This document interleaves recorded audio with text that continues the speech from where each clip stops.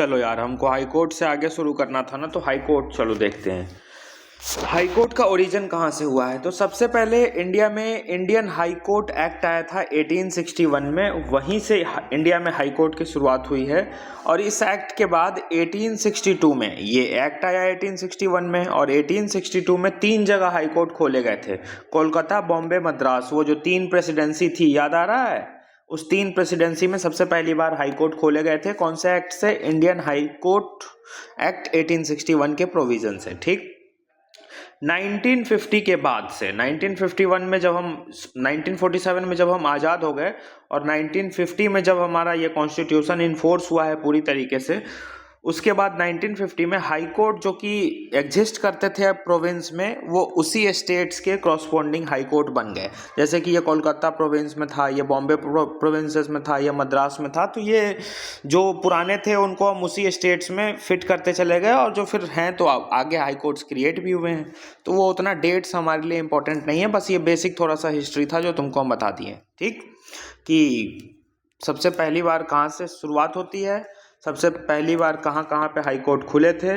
और ये high court खुले थे तो 1950 में जब हमारा कॉन्स्टिट्यूशन इन फोर्स हो गया, रिपब्लिक डे हम मनाए, उसके बाद से इन हाई कोर्ट्स को इन्हीं जगह पे छोड़ दिया गया, और फिर आगे हाई कोर्ट्स फर्दर क्रिएट होते चले गए। ठीक, कॉन्स्टिट्यूशन ऑफ इंडिया क्या बताता है? कॉन्स्टिट्यूशन ऑफ इंडिया बताता है कि हर एक स्टेट का हाई कोर्ट एक होना चाहिए। लेकिन 1956 में 7th कॉन्स्टिट्यूशनल अमेंडमेंट सरकार करती है, और इस अमेंडमेंट के थ्रू प्रोविज़न ये लाती है कि मल्टीपल स्टेट्स या यूटी के लिए एक सिंगल हाई कोर्ट हो सकता है। जैसे 2 स्टेट्स हैं, इन 2 स्टेट्स के लिए एक ही हाई कोर्ट है। कॉन्स्टिट्यूशन तो कहता है कि हर एक स्टेट के लिए एक हाई कोर्ट होना चाहिए, provides high court for each state. ठीक, लेकिन यहाँ पे 7th कॉन्स्टिट्यूशनल अमेंडमेंट एक्ट 1956 किए हम, और स्टेट्स और यूटी, 2 स्टेट्स को मिलाकर या 2 स्टेट्स और एक यूटी को मिलाकर एक कॉमन हाई कोर्ट हो सकता है, जो कि है भी अभी। ठीक, तो इस 7th कॉन्स्टिट्यूशनल अमेंडमेंट ने पार्लियामेंट को ऑथराइज कर दिया कि वो एक कॉमन हाई कोर्ट स्टैब्लिश कर सकता है 2 या 2 से ज़्यादा स्टेट्स या स्टेट्स और यूनियन टेरिटरी के साथ। ठीक, अब हाई कोर्ट का जो जुरिडिक्शन एरिया है उसको भी पार्लियामेंट एक्सटेंड कर सकता है। सपोज करो ये हाई कोर्ट है इलाहाबाद की, ये हाई कोर्ट है, इतनी बड़ी है, ये पूरा इलाहाबाद को कंट्रोल कर रही है। तो पार्लियामेंट चाहेगा ना, तो इस इलाहाबाद हाई कोर्ट का कुछ जुरिडिक्शन बढ़ा भी सकता है। हो सकता है कि एमपी का भी थोड़ा सा जुरिडिक्शन इसको दे दे। ये पार्लियामेंट इसका जुरिडिक्शन एक्सटेंड कर सकता है, इसके पावर को, मतलब कितने एरिया में ये हाई कोर्ट का कंट्रोल चलेगा उसको वो एक्सपेंड कर सकता है। तो jurisdiction area simply high court का वो होता है ना, कि कितने टेरिटोरियल एरिया में इस हाई कोर्ट का डायरेक्शंस या फिर जो कंट्रोल है वो बना रहेगा, कितने हाई कोर्ट, कितने एरिया वाले लोग इनको रिपोर्ट करेंगे आकर, ऐसे। ठीक, तो इस टेरिटोरियल बाउंड्री को पार्लियामेंट एक्सपेंड भी कर सकता है। हाई कोर्ट के पावर को, हाई कोर्ट के जुरिडिक्शन स्टेटस को पार्लियामेंट एक्सपेंड कर सकता है। आगे हम देखेंगे कि हाई कोर्ट के जुरिडिक्शंस हैं क्या क्या, पावर्स ऑफ हाई कोर्ट। जैसे सुप्रीम कोर्ट का देखे थे ना, सुप्रीम कोर्ट का है ना एडवाइजरी जुरिडिक्शन है, ओरिजिनल जुरिडिक्शन है, एपलेट जुरिडिक्शन है। तो उसी तरीके से हाई कोर्ट का भी अभी आगे देखेंगे। हाई कोर्ट कौन से प्रोविजन में आता है? तो पार्ट 4 आर्टिकल 214 से 231 हाई कोर्ट से डील करता है। अपॉइंटमेंट कैसे होगा? तो अपॉइंटमेंट प्रेसिडेंट करते हैं, किसके कंसल्टेशन से? चीफ जस्टिस ऑफ इंडिया और गवर्नर। अब देखो हाई कोर्ट है ना, तो स्टेट में भेजना है, तो स्टेट में गवर्नर भी होता है, तो अपॉइंट तो प्रेसिडेंट ही करते हैं, लेकिन चीफ जस्टिस ऑफ इंडिया के कंसल्टेशन में करते हैं और गवर्नर के भी कंसल्टेशन में करते हैं, क्योंकि स्टेट में भेजना है ना, इसलिए। अब देखो यहाँ पे एक पॉइंट पहले तुम ये समझना, हम तुमको बताए हैं जजेस अपॉइंट कैसे होते हैं, कोलिजियम सिस्टम से, लेकिन हम बार बार पढ़ रहे हैं कि प्रेसिडेंट करते हैं। तो कंफ्यूज मत होना, कोलिजियम सिस्टम से नाम फाइनल हो गया रहता है जज का, ये नाम फाइनल है, प्रेसिडेंट बस एक फॉर्मेलिटी पूरी करते हैं कि लो तुम अपॉइंट हो गए। तो इनडायरेक्टली अगर हम देखेंगे तो ये हो कोलिजियम से ही अपॉइंट रहे हैं, बस गले में माला पहना देते हैं प्रेसिडेंट। ठीक, क्योंकि प्रेसिडेंट के ही नेम में एक्शन लिया जाता है सारा, तो बस ये चीज़ है। तो प्रेसिडेंट अपॉइंट करते हैं हाई कोर्ट के जजेस को सीजीआई के साथ, चीफ जस्टिस ऑफ इंडिया के कंसल्टेशन में और गवर्नर के साथ कंसल्टेशन में रहकर। ठीक, तो कंफ्यूज मत होना कि प्रेसिडेंट अपने पसंद के लोगों को अपॉइंट कर सकते हैं, नहीं, ये कोलिजियम सिस्टम पहले ही नाम दे देता है, प्रेसिडेंट उसी नाम को बस माला पहना देते हैं, फाइनल कर देते हैं कि लो तुम बन गए। अब देखो यहाँ अपॉइंटमेंट में थोड़ा सा कैच है, ये तो तुमको समझ में आ गया होगा कि president chief justice of India और गवर्नर के साथ कंसल्टेशन में जो भी हाई कोर्ट के जज को अपॉइंट करना है उस स्टेट के हाई कोर्ट के जज को अपॉइंट कर देंगे। जिस भी स्टेट में करना होगा उस स्टेट का गवर्नर होगा, और चीफ जस्टिस ऑफ इंडिया तो ऑल ओवर इंडिया का एक है ही, जो सुप्रीम कोर्ट में हम पढ़ चुके हैं। लेकिन आगे कैच देखो, अब हाई कोर्ट में जजेस दो तरीके के होते हैं। जजेस किसी भी कोर्ट में दो तरीके के होते हैं। सुप्रीम कोर्ट में एक सीजीआई होता है और बाकी नॉर्मल जजेस होते हैं ना, नॉर्मल सुप्रीम कोर्ट के जज हैं, और एक चीफ जस्टिस ऑफ इंडिया होता है। उसी तरीके से हाई कोर्ट में बाकी नॉर्मल जजेस भी हैं और एक है CJ, chief justice of high court. इस हाई कोर्ट का सपोज इलाहाबाद हाई कोर्ट है, इलाहाबाद हाई कोर्ट है, तो इस इलाहाबाद हाई कोर्ट में और भी जजेस हैं जो नॉर्मल जजेस हैं, और एक इलाहाबाद का चीफ जस्टिस होगा। इलाहाबाद हाई कोर्ट का चीफ जस्टिस होगा जो इस हाई कोर्ट का सबसे बड़ा जज होगा। तो स्टेट के लेवल पे भी होते हैं। तो स्टेट के लेवल पे अगर चीफ जस्टिस को हमको अपॉइंट करना है, मान लो इलाहाबाद स्टेट का हाई कोर्ट है, इलाहाबाद हाई कोर्ट, अब इस इलाहाबाद हाई कोर्ट के चीफ जस्टिस को अपॉइंट करना है, उस केस में प्रेसिडेंट किससे कंसल्ट करेंगे? चीफ जस्टिस ऑफ इंडिया से और गवर्नर से, इन दोनों से कंसल्ट करेंगे और इलाहाबाद हाई कोर्ट का चीफ जस्टिस अपॉइंट हो जाएगा। लेकिन अब इसी इलाहाबाद हाई कोर्ट में और भी बाकी जजेस हैं। ये तो सबसे सीनियर जज हो गया इलाहाबाद हाई कोर्ट का चीफ जस्टिस, इसको ऐसे अपॉइंट कर देंगे। लेकिन कुछ और जजेस भी तो हैं इलाहाबाद में, सिर्फ एक चीफ जस्टिस से थोड़ी ना रहेंगे। तो जो नॉर्मल जजेस हैं उनके लिए प्रेसिडेंट कंसल्टेशन करेगा chief justice of high court से। इनको जो अपॉइंट किया था ना प्रेसिडेंट ने, चीफ जस्टिस ऑफ इंडिया के कंसल्टेशन में रखकर और गवर्नर के कंसल्टेशन में रखकर इसका अपॉइंटमेंट हुआ था chief justice of high court, जो कि इलाहाबाद का हाई कोर्ट था। देखो कंफ्यूज मत हो, यहाँ पे कुछ प्रीलिम्स में ना फंस जाता है मैटर, इसको ध्यान से समझो। एग्जाम्पल से, ये इलाहाबाद का हाई कोर्ट है, ये इलाहाबाद का हाई कोर्ट है, ठीक। इसमें किसी भी कोर्ट में दो टाइप के जज होते हैं, एक तो चीफ जस्टिस होगा और एक नॉर्मल जजेस होंगे। सुप्रीम कोर्ट में भी ऐसे ही होते हैं। तो जब चीफ जस्टिस को अपॉइंट करना होगा तो प्रेसिडेंट किससे कंसल्टेशन लेंगे? चीफ जस्टिस ऑफ इंडिया से, जो सुप्रीम कोर्ट का चीफ जस्टिस है ना, सुप्रीम कोर्ट का चीफ जस्टिस को ही हम चीफ जस्टिस ऑफ इंडिया कहते हैं, उससे कंसल्टेशन करेंगे। और जिस भी स्टेट के chief justice of high court को हमको अपॉइंट करना है, जैसे अभी इलाहाबाद हाई कोर्ट को में हमको चीफ जस्टिस को अपॉइंट करना है, तो इलाहाबाद के गवर्नर से प्रेसिडेंट कंसल्टेशन करेंगे और इसको अपॉइंट कर देंगे। अब देखो इलाहाबाद का चीफ जस्टिस अपॉइंट हो गया। अब करना है इलाहाबाद हाई कोर्ट में नॉर्मल जजेस को अपॉइंट, नॉर्मल जजेस को अपॉइंट करना है। तो इस केस में ये चेंज हो जाएगा, इस केस में प्रेसिडेंट इनका कंसल्टेशन लेंगे, चीफ जस्टिस ऑफ इंडिया का कंसल्टेशन नहीं लेंगे, ठीक। अब इलाहाबाद हाई कोर्ट में नॉर्मल जजेस को अपॉइंट करना है तो प्रेसिडेंट किससे कंसल्टेशन लेंगे? Chief justice of high court, concerned high court, Allahabad high court का चीफ जस्टिस जिसको बनाए थे प्रेसिडेंट, इससे कंसल्टेशन लेंगे, गवर्नर से लेंगे इलाहाबाद के, और जो नॉर्मल जजेस हैं हाई कोर्ट के उसको अपॉइंट कर देंगे। यहाँ चीफ जस्टिस ऑफ इंडिया की ज़रूरत नहीं है। इसको हम डिटेल में इसलिए समझाए हैं इस दो मुद्दे के लिए, वो कन्फ्यूज़ कराता है। यहाँ पे लिख देगा chief justice of India CJI, और फ्लो में टिक मरा जाता है, ठीक। ये ध्यान रखना कैसे अपॉइंट होंगे। सुप्रीम कोर्ट के लिए तो नॉर्मल चलता है। आगे देखो, constitution does not specify strength of high court and leaves it on discretion of parliament. मतलब कॉन्स्टिट्यूशन ये नहीं बताया है कि हाई कोर्ट के जज की नंबर कितनी होनी चाहिए, 30 होंगे, 40 होंगे, 50 होंगे, ऐसा कुछ नहीं लिखा है। ये पार्लियामेंट के ऊपर छोड़ दिया गया है कि जितनी ज़रूरत हो उतना पार्लियामेंट चाहेगा तो स्ट्रेंथ बढ़ा सकता है, ठीक। पार्लियामेंट के ऊपर है ये कि मान लो अभी इलाहाबाद हाई कोर्ट में 20 जजेस हैं, एक चीफ जस्टिस होगा, 19 नॉर्मल जज होगा। जस्ट एन एग्जांपल, मुझे नहीं पता कितने जज हैं, वो याद रखने की ज़रूरत भी नहीं है। तो प्रेसिडेंट अगर चाहेगा ना तो इलाहाबाद हाई कोर्ट में कि 20 के बदले कहेगा कि 30 जजेस की पोस्ट अब खाली है इलाहाबाद हाई कोर्ट में, तो 10 एक्स्ट्रा जज और आ जाएंगे। तो पार्लियामेंट के ऊपर है, कॉन्स्टिट्यूशन ऐसा कोई नंबर नहीं बताता है हाई कोर्ट के लिए कि कितने जजेस होंगे, ध्यान रखना। इनका ओथ कौन करवाएगा? तो गवर्नर करवाएगा। सेम सुप्रीम कोर्ट जो ओथ लेता है सुप्रीम कोर्ट का जज कि हम फेथफुल रहेंगे, बिना किसी डर द्वेष पक्षपात के हम जजमेंट देंगे, वो सेम जो सुप्रीम कोर्ट का ओथ था वही ये भी लेंगे, लेकिन गवर्नर इनको लिवाएंगे क्योंकि ये स्टेट वाले हैं ना ये, तो इनको याद रखना, अपॉइंट प्रेसिडेंट कर रहा है, ओथ गवर्नर दिलवा रहे हैं। ट्रैप है, यहाँ फंसेगा। ये मत लगाना कि ओथ प्रेसिडेंट दिलवाते हैं, नहीं, गवर्नर दिलवाते हैं। क्वालिफिकेशन क्या होना चाहिए हाई कोर्ट के जज बनने के लिए? तो सबसे पहले तो सिटीजन होना चाहिए इंडिया का। इंडिया में वो 10 साल किसी जुडिशियल ऑफिस में काम किए हों, उनका अपना जुडिशियल ऑफिस हो, या फिर किसी भी हाई कोर्ट में 10 साल तक वो लॉयर हों, एडवोकेट हों, तो वो एलिजिबल हो जाएंगे हाई कोर्ट के जज बनने के लिए। ठीक, इनका टेनर क्या होगा? टेनर इनका 62 साल है। पहले सिर्फ 60 साल था, लेकिन 15th कॉन्स्टिट्यूशनल अमेंडमेंट ने 2 साल बढ़ा दिया, तो अभी कितना है टेनर? 62 साल एज पूरा करके ये रिटायर होते हैं हाई कोर्ट के जज। ठीक, अब इनको रिमूव कौन कर सकता है? तो सिर्फ प्रेसिडेंट, ओनली प्रेसिडेंट इसको रिमूव कर सकते हैं, ध्यान रखना। अपॉइंट भी प्रेसिडेंट करेंगे, रिमूव भी प्रेसिडेंट करेंगे, बस ओथ गवर्नर दिलवा देते हैं। ठीक, तो रिमूवल सिर्फ प्रेसिडेंट करेंगे। कैसे प्रोसेस से करेंगे? तो जैसे सुप्रीम कोर्ट के जज का रिमूवल बताए थे, उसी तरीके से सेम इनका रिमूवल चलेगा। ठीक, और पार्लियामेंट में ही चलेगा, स्टेट लेजिस्लेचर में इनका रिमूवल नहीं चलता है। जैसे सेम सुप्रीम कोर्ट के जज हटते हैं, वैसे ही ये हटेंगे। ठीक, कोई कंफ्यूजन नहीं, और प्रेसिडेंट ही हटाएंगे फाइनल। इनको अपना रेजिग्नेशन भी देना है तो प्रेसिडेंट को ही रेजिग्नेशन देंगे। ठीक, ध्यान रखना। एक और फैक्ट ध्यान रखना, हम लिखे नहीं है इसमें, लेकिन ध्यान रखना, हाई कोर्ट के जजेस जो होते हैं ना, इनको सैलरी तो मिलती है स्टेट के कंसोलिडेटेड फंड ऑफ इंडिया से।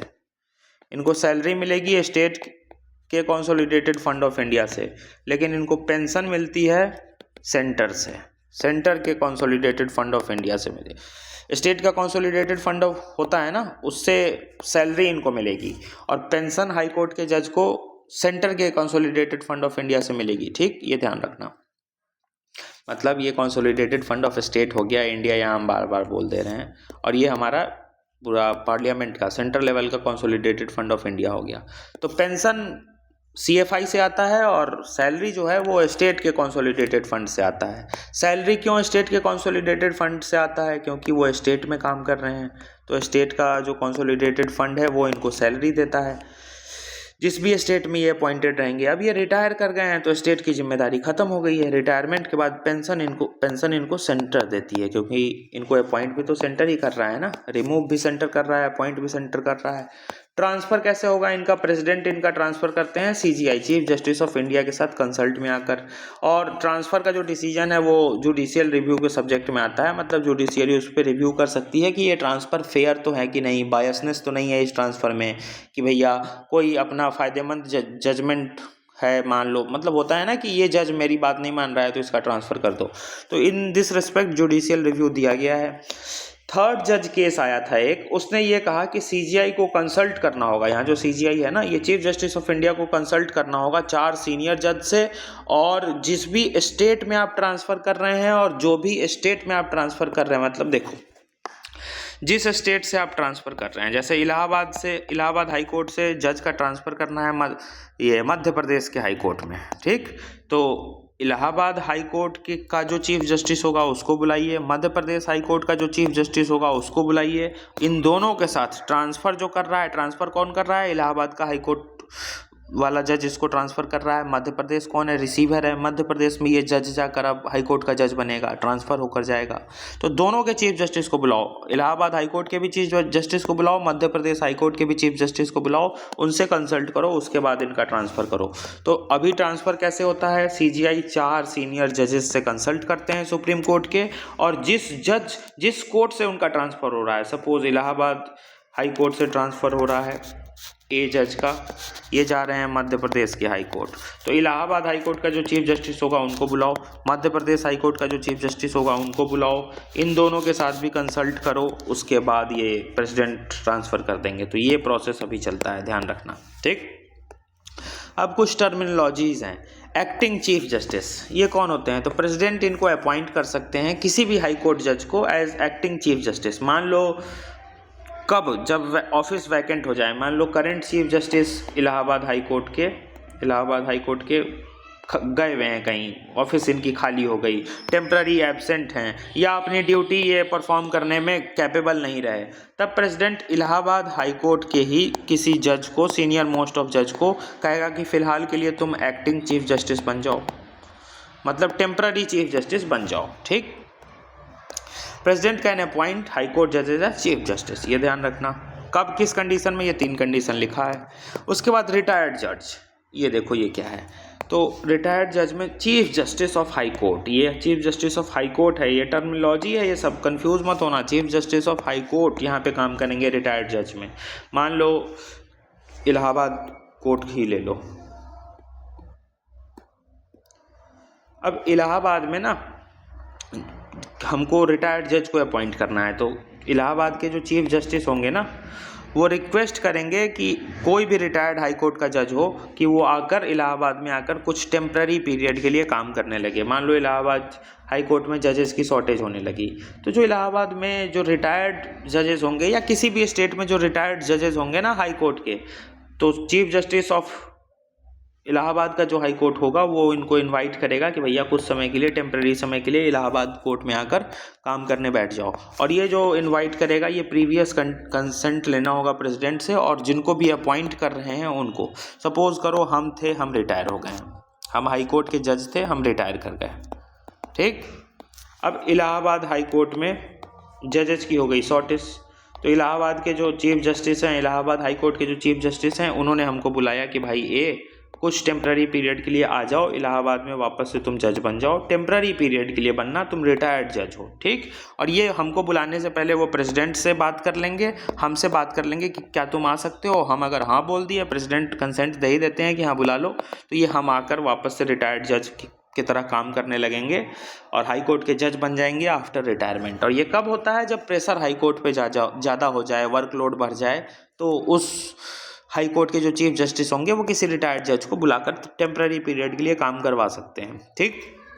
अब इस टेम्प्ररी पीरियड में जो वो रिटायर्ड जज काम करेगा, उनकी अलाउंसेस क्या होगी, सैलरी कितनी होगी, वो प्रेसिडेंट तय करते हैं, ठीक। ये ध्यान रखना कौन रिटायर्ड जज को बुला रहा है, chief justice of high court कर रहा है, ठीक है, ध्यान रखना ये सब। इस बार जुडिशियरी से प्रीलिम्स में क्वेश्चन आएगा, ऐसी वाइब्स आ रही है, 2-3 क्वेश्चन आएगा शायद से, मतलब ये मेरी गट फील जिसको हम कहते हैं ना, वो है, तो आएगा इस बार। एडिशनल जजेस, ये पता नहीं टैबलेट में हम खोलें तो ये पीडीएफ फट रहा है, फ़ोन में तो सही था यार। तुम लोग बताना अगर इशू होगा ना तो हम पीडीएफ चेंज कर देंगे जो ग्रुप में डाले हुए हैं।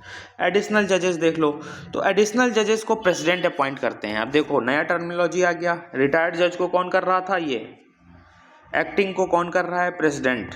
अब फिर आ गया एडिशनल जज, कन्फ्यूजन ज़्यादा है, ठीक है, इसको इसलिए ध्यान से करना। एडिशनल जज को प्रेसिडेंट अपॉइंट करते हैं, ये भी टेम्प्ररी पीरियड के लिए ही आते हैं, 2 साल या 2 साल से कम के पीरियड के लिए आते हैं। जब वापस से हाई कोर्ट पे प्रेशर इंक्रीज हो जाएगा तो ये एडिशनल जज आके काम करने लगते हैं, और ये 62 साल से ज़्यादा एडिशनल जज बन के काम नहीं कर सकते हैं। अगर इनकी एज 62 साल हो गई है तब ये काम नहीं कर सकते हैं, ध्यान रखना, क्योंकि 62 साल ही तो लिमिट है। हाई कोर्ट का टेनर तुमको हम बताए हैं ना, हाई कोर्ट के जज का टेनर कितना बताएं, मैक्सिमम 62 साल। तो 62 साल से ऊपर वाले को आप एक्टिंग जजेस में नहीं बुला सकते हैं, एडिशनल जजेस में यहाँ नहीं बुला सकते हैं, यहाँ भी नहीं बुला सकते हैं, और बता रहे हैं एक्टिंग चीफ जस्टिस में भी नहीं आप बुला सकते हैं, ठीक। सिर्फ इसमें आएंगे, सिर्फ इसमें 62+ वाले आएंगे। कैसे आएंगे? क्योंकि ये ऑलरेडी रिटायर्ड हो चुके हैं, तो ध्यान रखना ये सब इसमें नहीं आएंगे एडिशनल वाले में जो तुमको अभी हम बताया। अब एक्टिंग देखो, इनको भी प्रेसिडेंट अपॉइंट करते हैं। जब जजेस जो हैं उस हाई कोर्ट के ठीक से काम ना कर पाएँ या फिर एब्सेंट होने लगे टेम्प्ररी, तो उनको बुला के प्रेसिडेंट कर देते हैं, ठीक। और ये भी 62 साल से ज़्यादा ऑफिस होल्ड नहीं कर सकते हैं, ये ध्यान रखना। आगे देखो, अब पावर्स देखो हाई कोर्ट का, इसमें कुछ समझने जैसा था नहीं यार, ये फैक्ट था, तो इसमें तुमको हम क्या समझाया, लाइन बाय लाइन बस है, ध्यान रखना। इसमें जो कौन अपॉइंट कर रहा है, कौन रिमूव कर रहा है, क्वेश्चन वहाँ फंस जाता है, तो बस उसको देखना। अब हाई कोर्ट्स की पावर देख लो, तो हाई कोर्ट्स की पहली पावर में रिट जुरिडिक्शन है। हाई कोर्ट के पास आर्टिकल 226 है जिससे वो रिट जारी करता है, और हाई कोर्ट का जो रिट जुरिडिक्शन है वो वाइडर है सुप्रीम कोर्ट से। सुप्रीम कोर्ट के तुलना में हाई कोर्ट का रिट जुरिडिक्शन ज़्यादा है। हाई कोर्ट फंडामेंटल राइट पे भी रिट जारी कर सकता है और बाकी किसी और चीज़ पे भी रिट जारी कर सकता है। हाई कोर्ट रिट के पिटीशन को डिनाई भी कर सकता है। अगर हम रिट दाखिल करने हाई कोर्ट में गए हैं तो हाई कोर्ट हमको मना भी कर सकता है कि नहीं तुम्हारा रिट नहीं लेंगे, ठीक। ये 2 एक्स्ट्रा पावर है हाई कोर्ट के पास कि वो फंडामेंटल राइट के साथ साथ किसी और चीज़ पे भी कर सकता है और मेरे रिट पिटीशन को डिनाई भी कर सकता है कि हम नहीं लेंगे। लेकिन सुप्रीम कोर्ट सिर्फ फंडामेंटल राइट पे रिट जारी कर सकता है, अदर इशूज़ पे ये रिट जारी नहीं कर सकता है। और सुप्रीम कोर्ट डिनाई नहीं कर सकता है कि तुम्हारा रिट पिटीशन हम दाखिल नहीं करेंगे, उसको करना ही करना पड़ेगा। तो इस केस में हाई कोर्ट की पावर ज़्यादा है, सुप्रीम कोर्ट की कम है, ध्यान रखना। बाकी एपेलेट जुरिडिक्शन तो होता ही है कि अपील हाई कोर्ट में भी होता है, तुम लोग जानते हो। हाई कोर्ट के पास भी पावर है कि वो अपने कंटेम्प्ट के लिए पनिश कर सकता है, civil contempt, criminal contempt, same जो तुमको उसमें हम बताए हैं सुप्रीम कोर्ट में वही सेम चलेगा। ये भी कोर्ट ऑफ रिकॉर्ड है, जुडिशियल रिव्यू की पावर है, सुओ मोटो कॉग्निजेंस ले सकता है। ये हम सुप्रीम कोर्ट में नहीं लिखाए थे, लेकिन सुप्रीम कोर्ट के पास भी ये पावर है। तुमको तुरंत दिमाग में आ जाएगा कि कैसे है पावर। सुप्रीम कोर्ट कभी कभी खुद से लॉ बनाने लगता है तो वो सुओ मोटो कॉग्निजेंस भी उठाता है, ठीक। वो उसका जुडिशियल एक्टिविज्म तो है ही, लेकिन वो सुओ मोटो कॉग्निजेंस भी ले रहा है कि कोई कुछ मैटर अपने आप उठा लेती है जुडिशियरी इन्वेस्टिगेशन के लिए या फिर इंक्वायरी करने के लिए। जुडिशियरी का रूल है ना कि केस दर्ज होगा, केस फाइल होगा कोर्ट में, तब कोर्ट सुनवाई करती है, तो ये नॉर्मल है। लेकिन कभी कभी क्या होगा ना, जजेस खुद सुओ मोटो ले लेंगे, मतलब अपने आप ले लेंगे कि लाओ ये केस हम बना रहे हैं मेरे तरफ से। कोर्ट ने सुओ मोटो कॉग्निजेंस ले लिया और अब खुद वो सुनवाई करने लगेंगे। 2 लॉयर आएंगे, उस केस कोई डिफेंड करेगा, कोई प्रोसिक्यूट करेगा, जो भी हो, तो वो खुद से भी पिटीशन दाखिल करके सुओ मोटो कॉग्निजेंस में केस जारी कर सकते हैं। ये पावर सुप्रीम कोर्ट की भी होती है।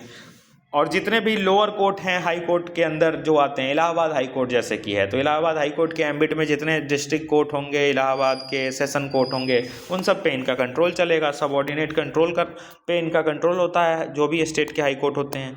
हाई कोर्ट का कुछ ओरिजिनल जुरिडिक्शन भी है। ओरिजिनल जुरिडिक्शन मतलब पहली बार ये सिर्फ हाई कोर्ट में सुना जा सकता है, मतलब डायरेक्टली इन केसेस के लिए आप हाई कोर्ट जा सकते हैं। Means here disputes in first instance. अभी जुडिशियरी का हायरार्की चलता है ना कि पहले आप सबऑर्डिनेट कोर्ट जाइए, फिर हाई कोर्ट जाइए, फिर आप सुप्रीम कोर्ट जाइए। तो कुछ ओरिजिनल जुरिडिक्शन हम सुप्रीम कोर्ट का पढ़े थे, कुछ ओरिजिनल जुरिडिक्शन हाई कोर्ट के पास भी है कि आप डायरेक्टली ये मैटर का अगर केस है तो वो हाई कोर्ट ही सुनेगा, डिस्ट्रिक्ट कोर्ट नहीं सुन सकता है, ठीक। जैसे कि एमएलए और एमपी के इलेक्शन के रिगार्डिंग कोई डिस्प्यूट हो गया तो वो हाई कोर्ट से नीचे किसी कोर्ट में नहीं सुना जाएगा, ये हाई कोर्ट की ओरिजिनल जुरिडिक्शन है। रेवेन्यू मैटर से कोई डिस्प्यूट हो गया बड़ा सा, या फंडामेंटल राइट को इन्फोर्स कराना है, तो ये सब के रिगार्डिंग आप डायरेक्ट हाई कोर्ट में उसके ओरिजिनल जुरिडिक्शन से जा सकते हैं। जिला वाला कोर्ट ये सब दर्ज नहीं होगा यहाँ पे, हम डायरेक्ट हाई कोर्ट अप्रोच कर सकते हैं, ठीक। पेजेस उल्टा हो गया, रुक जाओ PDF सही करने दो। हाँ चलो, हाई कोर्ट यहाँ पे हमारा कंप्लीट, ठीक। हाई कोर्ट यहाँ पे हमारा कंप्लीट। अब आ जाओ सबऑर्डिनेट कोर्ट्स पे। सबऑर्डिनेट कोर्ट्स में ना ज़्यादा कुछ है नहीं, तो आर्टिकल 223 से लेकर 237 तक पार्ट 6 का जो है 233 से लेकर 237 का ये डील करता है सबऑर्डिनेट कोर्ट, जो डिस्ट्रिक्ट लेवल के कोर्ट्स होते हैं। तो अब इसमें 2 टाइप के जज होते हैं। एक होते हैं डिस्ट्रिक्ट जज, जिनको हम डीजे बोलते हैं, ठीक, इनको हम डीजे बोलते हैं। ये डीजे को अपॉइंट कौन करेगा, तो ये डीजे को अपॉइंट करते हैं गवर्नर। यहाँ पे गवर्नर करेंगे, प्रेसिडेंट नहीं करते हैं। गवर्नर करेंगे कंसल्टेशन में किसके, स्टेट के हाई कोर्ट से। सपोज इलाहाबाद में डीजे अपॉइंट करना है तो इलाहाबाद हाई कोर्ट से गवर्नर कंसल्ट करेंगे और अपॉइंट कर देंगे। पोस्टिंग प्रमोशन भी इसी तरीके से होगा। क्वालिफिकेशन इनकी क्या है कि ये किसी भी सेंटर या फिर स्टेट गवर्नमेंट के सर्विस में एम्प्लॉय नहीं होने चाहिए, और एडवोकेट या प्लीडर होने चाहिए 7 साल के लिए, और इनका नाम हाई कोर्ट रिकमेंड करेगी तभी ये बनेंगे, ठीक। तो डीजे बनने के लिए सबसे पहली क्वालिफिकेशन तो ये कि आप भारत सरकार के किसी भी गवर्नमेंट जॉब में, ना ही सेंटर ना ही स्टेट में नहीं होने चाहिए। आप 7 साल तक एडवोकेट का काम किए हों या फिर प्लीडर हों, किसी कोर्ट में प्लीड करते हों, केस लड़ते हों 7 साल तक, और आपका नाम अगर हाई कोर्ट रिकमेंड कर रही है तब आपको बना दिया जाएगा, ठीक। ये इनकी क्वालिफिकेशन है, नाम हाई कोर्ट ही रिकमेंड करती है, याद रखना, ठीक, तभी वो बनते हैं। कुछ अदर जज होते हैं, ये तो डिस्ट्रिक्ट जज के बारे में बताया। अब कुछ अदर जजेस हैं, ये कैसे अपॉइंट होंगे, तो इनको भी गवर्नर करेंगे, कंसल्टेशन में करेंगे। जिस भी स्टेट के हाई कोर्ट में करना है उस स्टेट के हाई कोर्ट के साथ कंसल्टेशन में करेंगे। साथ में स्टेट पब्लिक सर्विस कमीशन होती है जो जुडिशियरी की एग्ज़ाम करवाती है, तो उस एग्जामिनेशन से जो जज अपॉइंट होते हैं ना, वो यही अदर जजेस होते हैं, ये सबसे लोअर लेवल ऑफ रैंकिंग में आते हैं, ठीक। इनका फिर अपॉइंटमेंट, प्रमोशन, ट्रांसफर सब हाई कोर्ट देखती है। ठीक, सबऑर्डिनेट कोर्ट्स इतना ही थे, इससे ज़्यादा काम का नहीं है हमको। एक बात बस ध्यान रखना है, सबऑर्डिनेट कोर्ट लाइफ इम्प्रिजनमेंट या फांसी की सज़ा जल्दी नहीं दे सकती है। अगर देती है तो उसको हाई कोर्ट से वेरिफिकेशन करवाना होगा। ठीक है, ये फैक्ट ध्यान रखना, हम लिखे नहीं हैं। तो ये ध्यान रखना, कैपिटल पनिशमेंट अगर दी गई है सेशन कोर्ट में या डिस्ट्रिक्ट कोर्ट में तो उसको हाई कोर्ट से वैलिडेशन लगवाना होगा, तभी वो फैसला कंफर्म होगा। तो ये ध्यान रखना, एक छोटा सा लाइन था। ठीक, अब आ जाओ नालसा। नालसा क्या है, तो ये हम जानते हैं, इसका फुल फॉर्म है national legal service authorities act. ठीक, अब ये आया क्यों था, तो हम याद करो, डायरेक्टिव प्रिंसिपल में आर्टिकल 39A किए हैं जिसमें फ्री लीगल एड प्रोवाइड करना है। फिर से फंडामेंटल राइट का आर्टिकल 14(22) का सब क्लॉज 1 जो कि इक्वलिटी बिफोर लॉ की बात करता है, और फ्री लीगल एड की बात करता है कि सबको एक प्लीडर का अधिकार है, उसको अपने आप को कोर्ट में प्रेजेंट करने का, अपने आप को रिप्रेजेंट करने का अधिकार है। और कोर्ट में तुमको रिप्रेजेंट कौन करेगा, लॉयर रिप्रेजेंट करेगा, तो लॉयर मिलने का अधिकार है। तो इसलिए ये नालसा लाया गया था, फ्री लीगल एड प्रोवाइड करना इसमें हमने इंश्योर किया था। इसके फंक्शंस क्या क्या है, लोक अदालत बनाता है, ये लीगल अवेयरनेस कैंप्स लगाता है ताकि लोगों को अवेयरनेस जनरेट हो। अब इस नालसा से हम बनाते हैं लोक अदालत, ये national legal service authorities act आई, इसी एक्ट से बना लोक अदालत। ठीक, अब लोक अदालत क्या काम करता है, तो लोक अदालत एक काम करता है प्री लिटिगेशन केसेस का, और उसको एमिकेबल मैनर में सुलटाता है। मतलब देखो, वैसा केस जो अभी तक रजिस्टर्ड नहीं हुआ है कोर्ट में, या फिर पेंडिंग चल रहा है, कोर्ट ने उसको, हाई कोर्ट ने, डिस्ट्रिक्ट कोर्ट ने या सुप्रीम कोर्ट ने उसको अभी ये अप्रूव नहीं किया है, वो पेंडिंग है या प्री लिटिगेशन है, मतलब अभी केस फाइल ही नहीं हुआ है, वैसे मुद्दों को लोक अदालत सुलटा देता है। और इसको पावर कहाँ से मिली है, तो वही नालसा एक्ट 1987 से इसको पावर मिली है। और बहुत ये आसान तरीके से सुलटाता है, एमिकेबल वे में सुलटा देता है मुकदमे को। जैसे कि ए और बी के बीच कोई डिस्प्यूट हुआ ना, तो दोनों म्यूचुअली कोई एग्रीड बात कहेंगे, और इसमें 2-3 लोगों की कमेटी जुडिशियल मेंबर की ही होती है, और वो इसको सुलटा देते हैं। अभी आगे देखते हैं कैसे सुलटेगा वो। ठीक, लेकिन इसमें छोटे लेवल के क्राइम होते हैं, ये नहीं कि ए ने बी का हत्या कर दिया और बी के परिवार वाले आकर लोक अदालत में केस लड़ रहे हैं, नहीं, वही लिखा है आगे देखना, non compoundable cases fall outside लोक अदालत। वैसे केस जिसमें सीरियस क्राइम हो रहे हैं, मर्डर हो रहे हैं, ये सब क्राइम हो रहे हैं, क्रिमिनल ऑफेंस जो हैं, वो लोक अदालत नहीं सुनता है। अरे छोटे मोटे फैमिली डिस्प्यूट्स हो गए, डाइवोर्स के केस हो गए, अडॉप्टेशन के केसेस हो गए, ये सब ये लोक अदालत देखता है। ठीक, और आपसी भाईचारा में एमिकेबल वे में इसको सुलटा देता है। कोई केस पेंडिंग है कोर्ट में, या फिर वो अभी तक लिटिगेट नहीं हुआ है, वैसे केसेस को ये देखता है। इसको स्टैट्यूटरी स्टेटस कैसे मिला, तो नालसा एक्ट 1987 से ये लोक अदालत बना है, क्योंकि नालसा का काम ही है लोक अदालत बनाना, लीगल अवेयरनेस कैंप्स चलाना, फ्री लीगल एड को प्रमोट करना, इसीलिए तो नालसा एक्ट लाए थे। देखो ना, ये नालसा एक्ट लाए थे, इसी नालसा एक्ट से लोक अदालत बनाए। तो नालसा एक्ट 1987 में आया, लोक अदालत हम बना लिए, लोक अदालत का काम बता दिए। अब लोक अदालत काम कैसे करती है, तो लोक अदालत ADR मैकेनिज्म पे काम करती है, अल्टरनेटिव डिस्प्यूट रिजोल्यूशन। मतलब ये एक अल्टरनेट वे प्रोवाइड कर रहा है डिस्प्यूट्स को सॉल्व करने के लिए। कैसे, वाया आर्बिट्रेशन, मीडिएशन, मतलब मध्यस्थता करा के दो लोगों के बीच एक तरीके का म्यूचुअल एक्सेप्टेड डिसीजन करवाकर। इससे टाइम भी बचता है लोगों का, पैसे भी बचते हैं, जुडिशियरी पर से बर्डन भी कम होता है। ठीक, Lok Adalat have same power as civil court. Lok Adalat के पास सेम पावर होती है सिविल कोर्ट की तरह। सिविल कोर्ट मतलब जो रेवेन्यू मैटर देखता है। देखो, कोर्ट दो, जब हम सबऑर्डिनेट कोर्ट आते हैं ना, तो सबऑर्डिनेट लेवल पे 2 टाइप के कोर्ट होते हैं, सिविल, क्रिमिनल। क्रिमिनल में मर्डर और क्रिमिनल जो ऑफेंस हैं वो इस वाले कोर्ट में चलेंगे, क्रिमिनल जज इसको देखेगा। और एक होता है सिविल कोर्ट जो कि पैसा, रेवेन्यू, इन सब के मैटर से डील करता है। तो लोक अदालत की सिविल कोर्ट वाले मैटर इतनी पावर है, रेवेन्यू, मीडिएशन, ये सब इसके थ्रू कराता है। अब क्राइम व्राइम कर दिए हो, मर्डर कर दिए हो, तब लोक अदालत नहीं सुनेगा, इसके पास सिविल कोर्ट की पावर है। और कहाँ से इसको ये पावर मिली है, तो कोड ऑफ सिविल प्रोसीजर 1908 से इसको पावर मिली है। एक और इंटरेस्टिंग फैक्ट ध्यान रखना, लोक अदालत का जो डिसीजन होता है वो फाइनल होता है, बाइंडिंग होता है कि मानना ही मानना है, और इसके खिलाफ कोई अपील आप किसी भी कोर्ट में नहीं कर सकते हैं। ठीक, अब एक हम फिर बाद में परमानेंट लोक अदालत बना दिए। नालसा को हमने अमेंड किया था 2002 में और एक परमानेंट लोक अदालत बना दी है। परमानेंट लोक अदालत में हमें एक 3 मेंबर की बॉडी बना दी है, जिसमें एक डिस्ट्रिक्ट जज के लेवल का कोई जज बैठा होगा और 2 जानकार पर्सन होंगे, 2 नॉलेजेबल लीगल नॉलेजेबल पर्सन इसमें बैठेंगे। 3 मेंबर की एक परमानेंट बॉडी बना दी है, उसी को हम परमानेंट लोक अदालत बोलते हैं। 2002 में नालसा एक्ट को अमेंड करके हम ये बनाए थे। अब ये भी वही पब्लिक यूटिलिटी से रिगार्डिंग केसेस को देखता है, समाज से रिगार्डिंग केसेस को देखेगा, अलग अलग एनवायरनमेंट हो गया, ये हो गया, ठीक, छोटे छोटे जो केसेस होते हैं। अब कुछ कुछ लोक अदालत के टाइप देख लो, जैसे कि फैमिली कोर्ट्स बनाए जाते हैं। फैमिली कोर्ट एक्ट 1984 से ये बनते हैं। फैमिली कोर्ट्स क्या है? मैरिज, डाइवोर्स, एडॉप्टेशन, इन सब के रिलेटेड केसेस को ये देखता है और म्यूचुअली दोनों को एग्रीड कराकर सुनवाई की जाती है। ग्राम न्यायालय देख लो, तो ग्राम न्यायालय एक्ट 2008 से ये बनते हैं और हर एक ग्राम न्यायालय में एक एक ग्राम न्यायालय इस्टेब्लिश किया जाता है। हर एक ग्राम पंचायत में एक एक ग्राम न्यायालय इस्टेब्लिश किए जाते हैं, ताकि उस ग्राम पंचायत में लीगल एड इंश्योर किया जा सके। कुछ समझाने जैसा नहीं है, फैक्ट है, ठीक।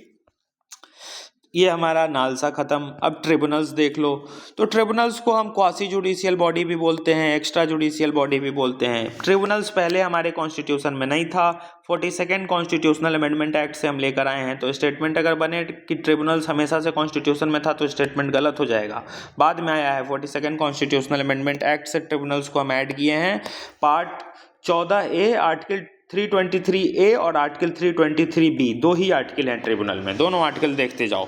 आर्टिकल 323A पार्लियामेंट को पावर देता है कि वो एडमिनिस्ट्रेटिव ट्रिब्यूनल बना ले। क्यों बना ले? तो देखो, enables parliament to take out the adjudication of disputes relating to service matter from civil and high courts and place it before administrative tribunal. देखो, पार्लियामेंट को 323A पावर दे रहा है कि वो एडजुडिकेट करे, मतलब डिस्प्यूट्स को सॉल्व करे, एडजुडिकेट करे। कौन से डिस्प्यूट्स को? जो सर्विस रिलेटेड मैटर्स हैं, सर्विस रिलेटेड, सरकारी जॉब, सर्विस रिलेटेड। तुम जैसे आईएएस बन जाओगे ना, तो तुम सरकार के सर्विस में आ गए, आईएएस हो गया, अलग अलग ऑफिसर्स जो गवर्नमेंट के लिए काम कर रहे हैं, इनके रिगार्डिंग सर्विस मैटर में कोई डिस्प्यूट हो जाए, सैलरी के रिगार्डिंग, पेंशन के रिगार्डिंग, इंक्वायरी, तो इन सब का केस पहले ना एक एडमिनिस्ट्रेटिव ट्रिब्यूनल में जाना चाहिए। ये आर्टिकल 323A से एडमिनिस्ट्रेटिव ट्रिब्यूनल बना, जिसको हम कैट कहते हैं, सेंट्रल एडमिनिस्ट्रेटिव ट्रिब्यूनल।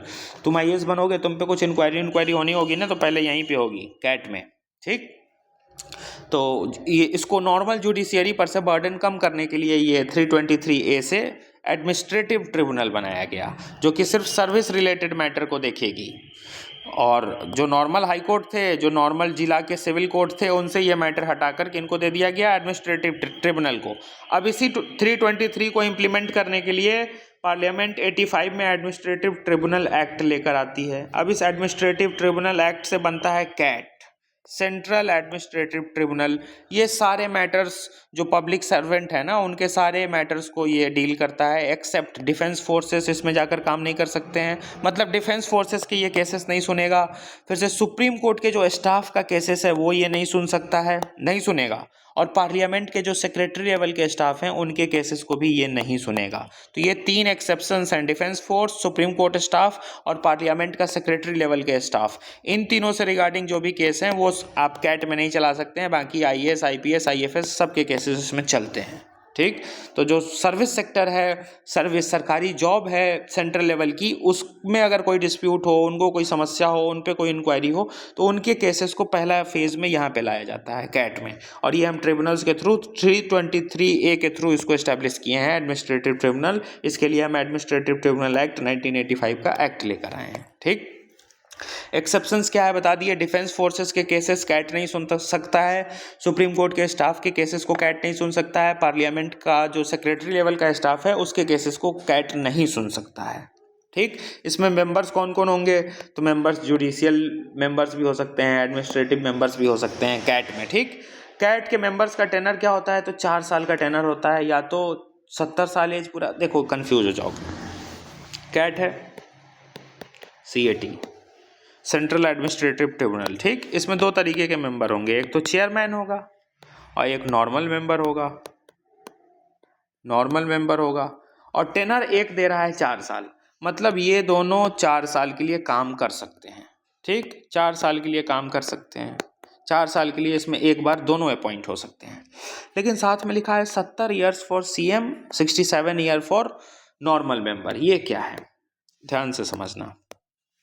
मान लो चेयरमैन की आज एज है 65 साल, ठीक, और हमने इनको आज अपॉइंट किया है। चेयरमैन किसका, कैट का। अब नौकरी कितनी करनी है, 4 साल करनी है, तो 65 + 4 किए, कितना हो गया, 69 ईयर्स हो गया। तो ये मेंबर्स कर लेंगे 69 ईयर्स के लिए, ये नौकरी कर लेंगे क्योंकि इनके लिए 70 दिया हुआ है। कौन, चेयरपर्सन। लेकिन अगर नॉर्मल मेंबर है, ये भी मान लो नॉर्मल मेंबर एज ए 65 में अपॉइंट हुआ, तो क्या ये अपना 4 साल पूरा कर पाएगा? नहीं कर पाएगा, क्योंकि इसको 67 में ही अपॉइंट करना, ये रिज़ाइन करना होगा, क्योंकि इसका एज पूरा हो गया है, 67 एज पूरा हो गया है। तो कहने का मतलब ये कि 4 साल या तो टेनर पूरा कर लो या फिर अपनी एज पूरा कर लो। चीफ मेंबर जो होंगे, चेयरमैन जो होंगे, वो 70 साल अपना एज पूरा करेंगे तब रिटायर होंगे, और जो नॉर्मल मेंबर है वो 67 ईयर्स के एज पे अपॉइंट हो जाए, ये रिटायर हो जाएंगे।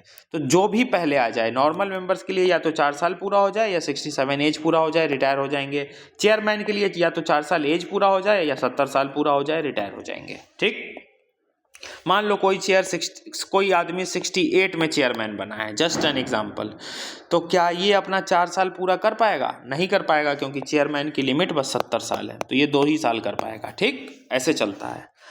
अपॉइंट कैसे होंगे? तो प्रेसिडेंट इनको अपॉइंट करेंगे रिकमेंडेशन पे। किसके रिकमेंडेशन पे? एक कमेटी बनती है और वो कमेटी CGI के साथ कॉन्फ्रेंस में आकर एक नाम देती है और उस नाम को प्रेसिडेंट अपॉइंट कर देते हैं। कॉम्पिटिटिव, ये सेंट्रल एडमिनिस्ट्रेटिव ट्रिब्यूनल जो भी ऑर्डर देती है उसको अपील हम कर सकते हैं। देखो यहाँ कंफ्यूज मत होना, लोक अदालत के डिसीजन को हम अपील में नहीं डाल सकते थे। ये देखो, ये है ना लोक अदालत, इनका डिसीजन फाइनल था, बाइंडिंग था, नो अपील था किसी भी कोर्ट में। लेकिन यहाँ ट्रिब्यूनल्स हम कर रहे हैं, ट्रिब्यूनल्स का ये जो कैट है ना, इसका डिसीजन अपील में जा सकता है। तुम पे अगर कोई गलत आरोप लगा दिया कैट ने कि नहीं इसने तो ये घोटाला किया है, और तुम अगर ऑनेस्ट हो तो तुम उस कैट के डिसीजन के खिलाफ अपील कर सकते हो, ऊपर के कोर्ट में, हाई कोर्ट जा सकते हो, सुप्रीम कोर्ट जा सकते हो। ध्यान रखना, ये नेचुरल जस्टिस के प्रिंसिपल पे बेस्ड है, सीधी सी बात। उसी तरीके से सेट आता है। अब देखो सेंटर लेवल पे सेंट्रल गवर्नमेंट की जो सर्विस है उसको देखने के लिए कैट आया, तो जो स्टेट लेवल की सर्विस है उसको देखने के लिए स्टेट एडमिनिस्ट्रेटिव ट्रिब्यूनल आया। इसको एस्टैब्लिश कौन करती है? तो एस्टैब्लिश सेंट्रल गवर्नमेंट करती है, याद रखना। इसके मेंबर्स को कौन अपॉइंट करेगा? तो प्रेसिडेंट अपॉइंट करते हैं गवर्नर के साथ कंसल्टेशन में। और ये भी प्रोविजन है कि 2 स्टेट के लिए आप ज्वाइंट एडमिनिस्ट्रेटिव ट्रिब्यूनल भी बना सकते हैं, और इस केस में प्रेसिडेंट दोनों स्टेट के गवर्नर से कंसल्ट करेंगे। 2 स्टेट के लिए बनाना है तो दोनों स्टेट 1 स्टेट 2 दोनों के गवर्नर से कंसल्ट करते हैं। ठीक, ये तुमको सेट बता दिए। अब आर्टिकल 323B देख लो, ये क्या है? तुमको बताया था ना ट्रिब्यूनल में 2 ही आर्टिकल हैं, 323A और B। ए पूरा करा दिए सेट तक। अब B देखो, B में क्या है? Both parliament and state authorised to establish it for dispute related to. मतलब 323B ये कहना चाहता है कि पार्लियामेंट और स्टेट दोनों के पास ये अथॉरिटी है कि वो एस्टैब्लिश कर सकते हैं ट्रिब्यूनल्स को अलग अलग डिस्प्यूट्स को सॉल्व करने के लिए, जैसे टैक्सेशन हो गया, foreign exchange, import export, land reform, industrial labour, इन सब के रिगार्डिंग। अब तो इन्वायरमेंट के इतना हम पढ़ते हैं, NGT नेशनल ग्रीन ट्रिब्यूनल, तो इन्वायरमेंट रिलेटेड कोई मैटर हो तो पार्लियामेंट हो या स्टेट लेजिस्लेचर हो, दोनों इसमें ऑथराइज कर सकता है कि मेरे यहाँ ये एक स्पेसिफिक ट्रिब्यूनल की ज़रूरत है रिगार्डिंग दिस सेक्टर। ये 3-4 सेक्टर के नाम हम लिख दिए हैं, एक इन्वायरमेंट हम जानते ही हैं। तो ऐसे अलग अलग मुद्दे के लिए ट्रिब्यूनल्स बनाए जाते हैं। ठीक, टेम्पररी नेचर के भी ये होते हैं। ये हमारा हो गया पूरा ट्रिब्यूनल्स कंप्लीट।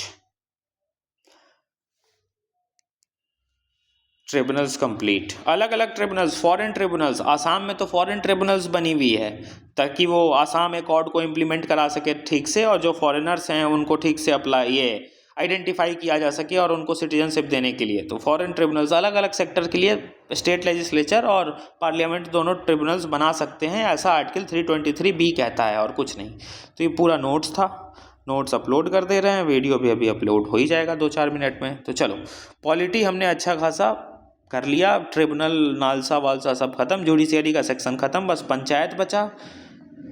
पंचायत वाला हाँ पूरा 5th शेड्यूल 6th शेड्यूल पेशा, ये 1 दिन लेगा। और इम्पॉर्टेंट कॉन्स्टिट्यूशनल, नॉन कॉन्स्टिट्यूशनल और स्टैट्यूटरी बॉडी ये दूसरा दिन लेगा, और तीसरा इम्पॉर्टेंट अमेंडमेंट्स। 3 चीज़ बस बची है, 3 दिन। ज़रा देखना पॉलिटी में इसके अलावा भी कुछ और है क्या, कुछ छूटा हो तो बताना ज़रा।